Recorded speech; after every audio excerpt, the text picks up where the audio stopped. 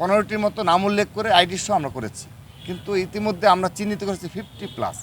তো এরকম করলে ওয়ান সারাদিন ঘাটারি করলে, এবং সবচেয়ে বড় বিষয় যেটা, যারা বট বাহিনীর উপর ডিপেন্ড করে, ফেক আইডির উপর ডিপেন্ড করে বাংলাদেশে রাজনীতি করছে, তারাই এর নেপথ্যে থেকে যাচ্ছে সব সময়। প্রতিটি ঘটনার ক্ষেত্রে তারাই নেপথ্যে ভূমিকা পালন করছে। খুবই দুঃখজনক যে তারা এমন রাজনীতি চর্চা করছে যে তাদের প্রতিটি কর্মীকে নির্দেশনা দেওয়া হয় ফেক আইডি খোলার। এবং তারা, আপনি দেখবেন যে আজকে এখানে অনেকগুলো মিডিয়া রয়েছেন, আপনি নিজ দিয়ে দেখবেন যে কারা নিজ দিয়ে নোংরা কথাবার্তা বলছে, কারা এগুলো নিয়ে ট্রল করার জন্য ট্রল করা মানুষদের দেখাচ্ছে। অর্থাৎ একটা বিকৃত মানসিকতার পূর্ণ একটি সমাজ ব্যবস্থা গড়নে একটি ছাত্র সংগঠন ভূমিকা পালন করছে।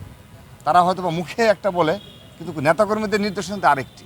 এটা আমরা বারবারই বলে এসেছি এবং এটি প্রমাণিত। আমরা হয়তো বা যখন 5 আগস্ট পরবর্তী বাস্তবতায় বলেছি, তখন তারা অস্বীকার করেছে, কিন্তু আজকে কিন্তু অস্বীকার করার কোনো সুযোগ নেই।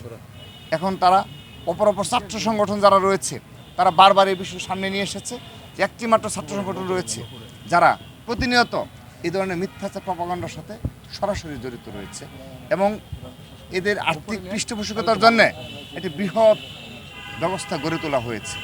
তো আমি আশা করছি আইন শৃঙ্খলা রক্ষাকারী বাহিনী, যারা এদেশে বট বাহিনী, নিয়ন্ত্রক এবং ফেক আইডির মাধ্যমে যারা ছাত্র রাজনীতি করে, মূল দলের রাজনীতি করে, তাদের বিরুদ্ধে অবশ্যই ব্যবস্থা নেবে।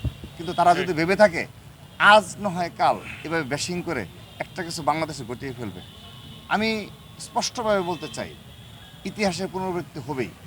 তারা অবশ্যই এই যে একটু আগে আমি বলেছি, প্রতিটি ক্রিয়ারই একটি সমান ও বিপরীতমুখী প্রতিক্রিয়া রয়েছে।